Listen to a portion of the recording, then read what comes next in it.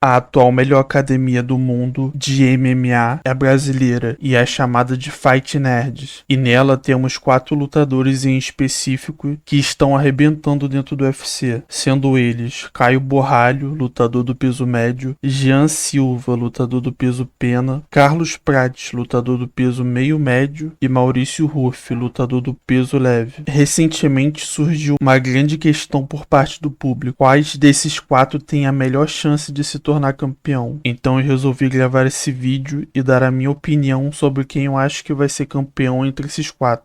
Mas antes disso, eu gostaria de pedir uma curtida e também uma inscrição no canal. Pode ter certeza que alguma coisa vocês vão aprender com as minhas análises. Então bora pro vídeo. Nessa análise eu vou considerar 2 coisas: os pontos fortes e fracos, assim como o encaixe de luta contra os melhores lutadores da divisão em que eles pertencem. Então vamos começar pelo Prates. O ponto mais forte dele, sem dúvidas, é o poder de nocaute, pois o Prates não aplica apenas knockdown, ele bota pra dormir mesmo, sem nem precisar seguir com ground and pound. E isso é algo bem raro de se ver nessa categoria. Outro ponto forte dele é a experiência. Ele possui 27 lutas de MMA, porém mais de 100 lutas de Muay Thai. Por mais que o Muay Thai e o MMA não tenha tanta coisa em comum, é inegável que essas 100 lutas de Muay Thai ajudou muito ele a construir esse striking tão agressivo e versátil. Agora, um ponto fraco do Prates é a defesa dele. Por ele ter esse jogo mais agressivo de construir o nocaute, ele muitas das vezes tem que apanhar bastante. Na luta contra o Gilles, ele tomou um atraso legal até achar um nocaute. Agora, olhando para a divisão dele, acho muito difícil ele ganhar de certos nomes. O Sean Brady tem um nível de grappling que o Prates nunca viu antes, portanto é difícil favorecer o Prates numa luta como essa. Já o Jack Della Maddalena, apesar de ser um striking, acredito que o boxe dele seja bem superior ao Prates, e por mais que ele não tenha o mesmo poder de nocaute, ainda assim acho que ele é o favorito contra o Prates. Contra o Usman, eu já acho que é uma luta onde o Prates é favorito. O Usman já não tem mais aquele jogo de wrestling com entrada de single e double leg, e na trocação ele não é o mais polido. Além disso, ele gosta muito de clinchar, e vimos o quanto o Leão puniu ele por isso. Então com certeza o Prates, com o background dele no Muay Thai, vai conseguir abusar das joelhadas na hora do clinch. O Shavkat é um cara bem atingível, com pouco movimento de cabeça, mas ainda acho que o jogo dele de grade e de chão atrapalharia demais o Prates. Portanto, é mais uma luta onde eu acho que o Prates perderia. Já contra o Leon Edwards, apesar dele ser um strike muito polido, já vimos que ele não lida muito bem contra adversários que põem pressão nele. E além disso, quando você consegue passar daquela distância de leg kick e entrar na distância de boxe, o Leon Edwards não é aquele cara tão perigoso. E pelo contrário, ele chega a ser bem atingível nesse momento. Portanto, é uma luta que eu acho sim que o Prates teria a chance de vencer. Agora, contra o campeão Belal Muhammad, com certeza seria a luta mais difícil. A pressão e o jogo de queda do Belal provavelmente seria demais para um strike igual o Prates, que até agora a gente não viu lidando com um grappler desse nível. Então, por conta disso, o Prates, para mim, seria o lutador da Fight Nerds com menos chance de se tornar campeão. Agora vamos falar do Ruff. O Ruff com certeza tem como ponto mais forte a sua criatividade, e não apenas dos golpes, mas dos ângulos também. Por ele ter essa criatividade nos ângulos, ele conecta muitos golpes pesados no adversário, por conta dos adversários não conseguirem ter essa leitura de onde os golpes estão vindo. E isso é uma arma bem especial numa divisão onde todos os lutadores são bem rápidos. Outro ponto positivo a respeito do Ruff é a visão dele. E calma, que eu vou explicar o que eu estou querendo dizer. Sabe o que o Anderson Silva, o Ruff e o Poatan têm em comum?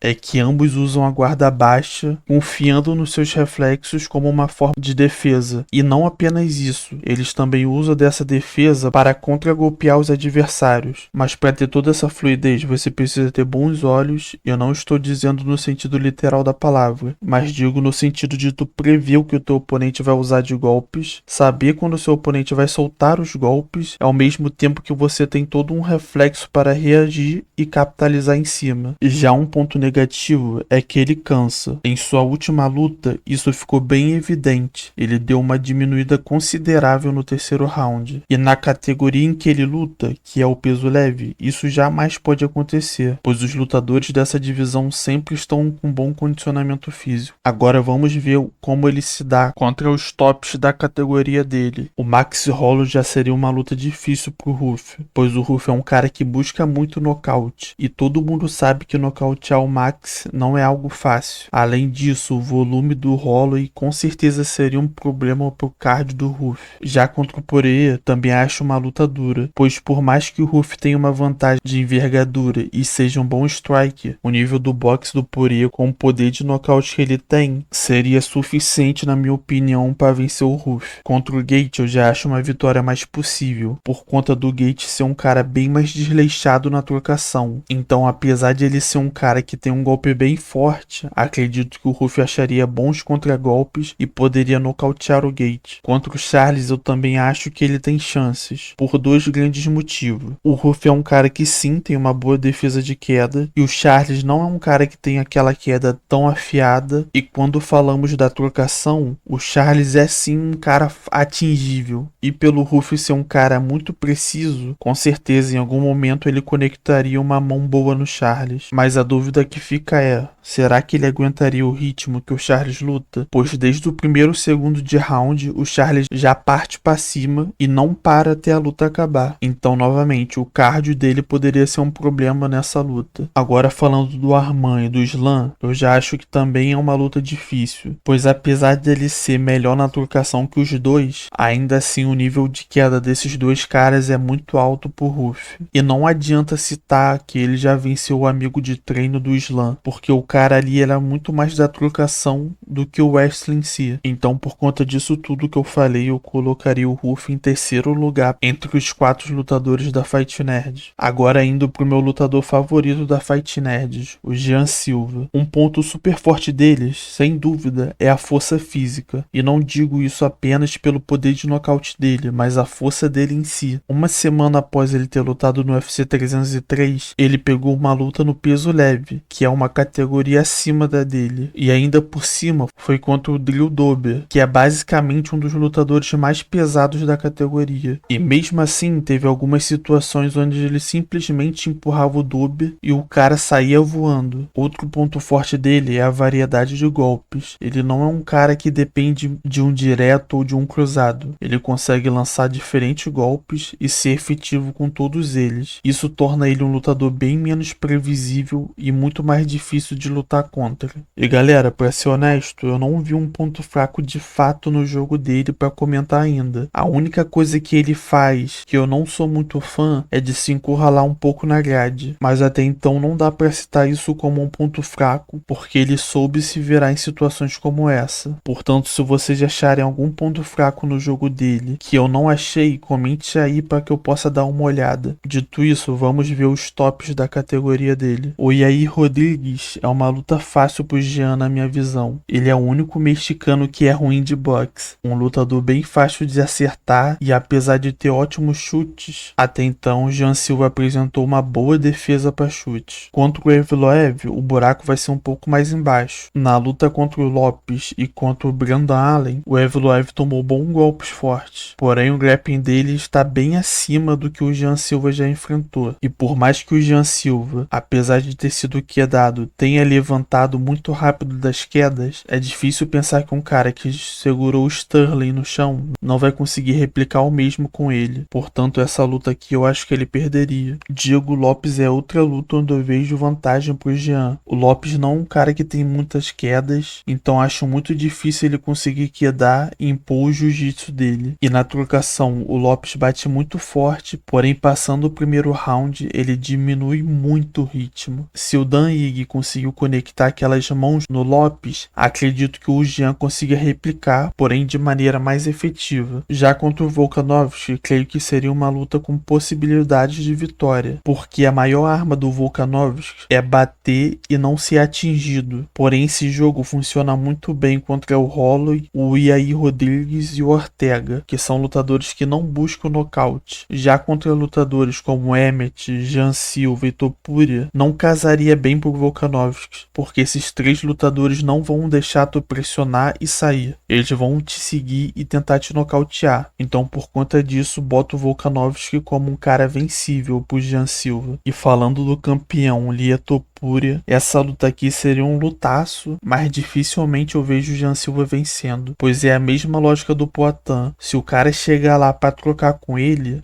não tem como, ele sempre vai ser o favorito. E lembra lá nos pontos fracos que eu citei o fato do Jean Silva ficar muito preso contra a grade? Esse é o ponto mais forte do Topuria, porque quando o Topuria põe o adversário dele nessa posição, ele literalmente avança com combinações super rápidas e com o peso todo do corpo. Tanto é que quando ele erra, ele perde até o equilíbrio de tanta força que ele põe. Então não vejo ele vencendo o Topuria, mas ainda assim chegaria numa luta de cinturão. Então por conta disso, ele fica em segundo na minha lista aqui dos 4 lutadores da Fight Nerd. Agora vamos falar do primeiro Fight Nerd que existiu, Caio Borralho. O ponto mais forte do Caio, sem dúvidas, é o fato dele ser completo. Ele é bom na trocação, no wrestling e no jiu-jitsu. Lutadores como esse são bem difíceis de ser batido, pois pense o seguinte: se o cara é melhor que tu na trocação, tu joga ele pro chão, e se o cara tem um jiu-jitsu melhor que teu, tu evita as quedas. Tu consegue ditar o ritmo da luta e deixar ela em uma situação que ela te favorece. Já outro ponto forte dele é que ele é bem grande pra divisão, e como já foi dito no canal anteriormente, no combate sempre a técnica vai prevalecer, porém a vantagem física dá uma compensada na falta da técnica. Não é à toa que o Dricus é o campeão dessa divisão. Já um ponto fraco pro Caio é a falta de poder de nocaute e finalização. Você pode ter assistido as últimas lutas dele, onde ele nocauteou o Paul Craig e deu knockdown no Cannonier, mas honestamente galera, esses caras não são um bom exemplo. É igual eu citar que o Ankalaev nocauteou o Johnny Walker e por conta disso ele tem poder de nocaute. O Borralho é sim um lutador de volume e de controle, e isso pode ser ruim, pois imagina que aquele 5º round contra o Cannonier tivesse sido o terceiro. Por conta da falta de habilidade de finalização dele, ele teria que lutar ainda mais 2 rounds numa luta onde ele deveria ter terminado. Então, dito isso, vamos analisar os tops da divisão dele. Sem dúvidas, essa luta é uma das mais fáceis. Sei que tem muita gente que é fã do Itaque, mas ele é um lutador mediano. Falta poder de nocaute e força física para ele competir contra os tops da divisão. Então acho que o Caio venceria o Itaque muito por conta do grappling, onde ele faria igual o Shimaev e abusaria da vantagem física para controlá-lo e levar por pontos. O Adesanya pode não estar no melhor momento, mas na luta em pé acho que o Caio levaria pior. Porém o Caio com toda certeza do mundo conseguiria explorar o chão do Adesanya, que sempre foi um ponto fraco, mas pela divisão não ter tido um bom grappling nos últimos anos, essa fraqueza do Adesanya passou batida, portanto o Caio por finalização seria o meu palpite. Agora contra o Shimaev o pessoal vai ficar louco, mas ainda assim escolheria o Caio para vencer. Eu sei que o Shimaev é uma máquina de wrestling e de jiu-jitsu, mas sinceramente ele depende muito da explosividade dos 2 primeiros rounds. E além disso, quando ele enfrentou uma competição mais alta, ele sofreu bastante para vencer a luta. Cito aqui como exemplo a luta do Burns e também a do Usman, que vale lembrar que ele é do peso meio médio e pegou a luta faltando 10 dias na categoria de cima, e todo mundo ficou com uma impressão de que se essa luta fosse 5 rounds, ele teria ganho do Shimaev. Por isso que eu digo que o Itaque é um cara que não encaixa bem fisicamente nos médios. É fácil para caras como o Dricus e Shimaev, que são caras fortes, abusarem do grappling dele. Então contra o Caio, o Shimaev não iria fazer o que ele fez com o Itaque no chão. Muito provavelmente o Caio resistiria os 2 rounds e depois voltaria e nocautearia o Shimaev, que tem uma trocação bem mediana e um gás bem suspeito. O Imavov é um cara que tá com muito hype por ter nocauteado o Adesanya, mas sinceramente eu vejo uma vitória relativamente fácil pro Caio. Diferentemente da última luta dele, o Imavov não é um nocauteador. Eu não vou chegar aqui e falar que foi sorte, mas ele não é do tipo de dar knockdowns em seus adversários adversário. Além disso, o wrestling do Imavov não é tão de elite assim. Acredito que o Caio conseguiria quedá-lo e exploraria bastante esse lado do grappling por conta do Imavov ter um cardio também ruim. Então acredito que o Caio conseguiria um nocaute no quarto ou no quinto round. Agora olha como os estilos fazem luta no MMA. O Strickland, na minha opinião, é um casamento ruim pro Caio. Como eu disse, o Caio não tem aquela mão pesada para finalizar as lutas e o Strickland é um cara que fica muito à vontade lutando contra lutadores assim, pois ele consegue avançar sem ser muito punido. E na questão do grappling, o Strickland não é muito fácil de ser quedado, e quando ele é quedado ele consegue levantar bem rápido. Portanto, para essa luta eu acredito que o Caio perderia por decisão. Não acho que ele seja inferior ao Strickland como lutador, mas é uma questão de estilo mesmo, galera. Eu acho que não encaixa muito bem pro Caio. Já contra o Du Plessis, eu vejo outra luta onde o Caio perderia. O Du Plessis é como se fosse uma versão melhorada do Caio. Ele faz tudo que o Caio faz, porém com mais potência. Portanto, Dricus por nocaute seria o meu palpite. Porém, até mesmo nessa luta, eu acredito que o Caio teria chances de vencer, só pela questão do gás mesmo. O Dricus é um cara que apresenta sinal de cansaço em quase toda a luta, mas como as últimas 3 lutas dele foi contra o Adesanya ou Strickland, que são lutadores que não vão muito pra cima, acho que momentos onde o Dricus está cansando, tá sendo passado batido, mas acredito que se o Caio lutasse com ele e ele apresentasse esses sinais, o Caio com certeza exploraria, talvez não apenas com socos ou chutes, mas também com quedas, e é por isso que eu coloco ele como o mais provável a ser o campeão da Fight Nerds, no caso, o primeiro campeão da Fight Nerds. Lembrando, galera, que essa análise é bem superficial, pois alguns lutadores têm apenas 3 lutas no UFC e alguns deles nem lutaram contra nenhum lutador ranqueado. Então a amostra que nós temos é bem pequena. Precisamos olharmos mais para realmente cravar quem é o melhor e quem é o pior. Mas hoje, dia 10 de fevereiro, a minha lista é essa.